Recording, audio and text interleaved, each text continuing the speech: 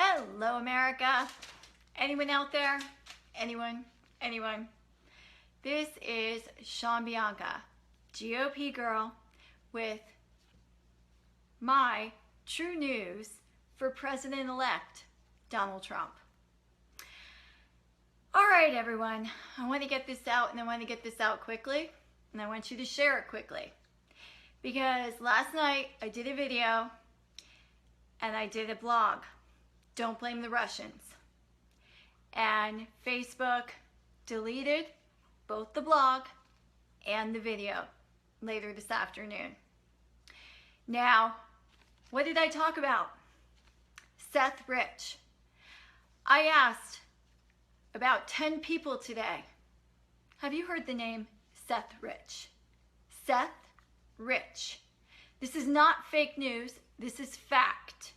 And I have changed my blog, Facebook, if you're watching, because I made, or rather, there are assumptions and I put them as such. But it is fact that Seth Rich, a DNC staffer for 2 years, was murdered on July 16th, 2016. A lot of Americans don't know that. And with the Democrats and all of their talk of gun control and jumping on every single crime against police officers, or rather when a police officer accidentally shoots somebody, or if somebody is shot at a shooting, they jump on the bandwagon and they want gun control. And yet, one of their own was murdered. He was murdered in cold blood. July 16th, 2016. You can Google that. His name is Seth Rich. He was shot in the back several times. He was shot in the back several times as he was walking home. He was walking home in an upscale neighborhood, Bloomingdale of Washington, D.C. Crimes like this apparently don't happen. And if they do, they certainly don't happen often. Now, there are a couple of interesting facts about this. Seth Rich did not have a wallet taken. Seth Rich had a watch on. His watch strap was torn, but the watch was not taken. Gets even better. Shortly after Seth Rich was murdered, WikiLeaks' Julian Assange offered a $20,000 reward. Does that put any antennas up for anyone? Now, if you read my blog, go to www.gopgirlblog.blogspot.com. I put the links up.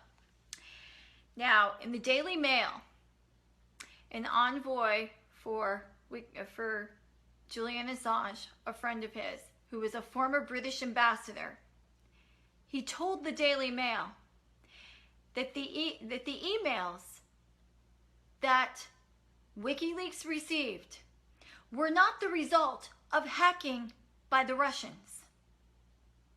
Again, the emails that were received by WikiLeaks, this is in the Daily Mail, this is not fake news. Craig Murray, former British ambassador, told the Daily Mail, the emails came from a DNC insider with legal access to emails. He had knowledge of the corruption from within the Democratic Party. Now, it was never stated that Seth Rich was the leak. However, it's not difficult to put two and two together. Tonight, Sean Hannity is going to be doing a show at 10 p.m. and he has an interview with Julian Assange, who states that Russia did not hack the United States and cause Donald Trump to win this election, or rather cause Hillary to lose the election. He did not receive his information from Russia. And again, it is Craig Murray, a former former British ambassador, who states that none of the leaks came from the Russians. They were inside leaks, not hacks.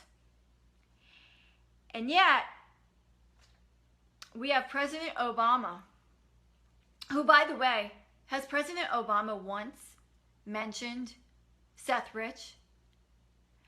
Do any of you know the name Seth Rich? He was 27 years old. 27 years old, had his whole life ahead of him. Worked for the Democratic Party for 2 years.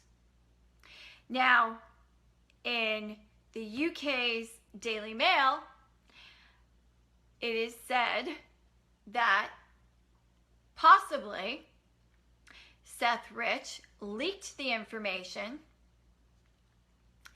to WikiLeaks because he was very disappointed in his party. Again, it is suspected this was his reasoning.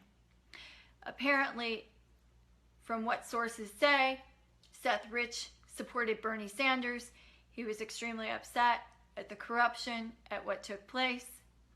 Shortly after Seth Rich was murdered is when Debbie Wasserman Schultz was forced to step down. Supposedly, Seth Rich was upset at how he felt the election was rigged for Hillary against Bernie Sanders. And supposedly, that is why he may have leaked the information. Again, that is hearsay. However, it's in the UK's Daily Mail. Something else that's in the UK's Daily Mail is that Seth Rich was set to testify in the FBI's investigation of Hillary Clinton's emails. Again, it's in the UK's Daily Mail. So Facebook, you want to call this fake news? Seth Rich was murdered. That is not fake news. Seth Rich was a DNC staffer. That is not fake news. Seth Rich's death is not even mentioned. Gee, wouldn't you have thought that Hillary Clinton would have mentioned it on the campaign trail? Wouldn't you have thought Hillary Clinton being all gun-ho, gun control, don't you think that would have been the perfect opportunity to speak of gun control, of which I am not for.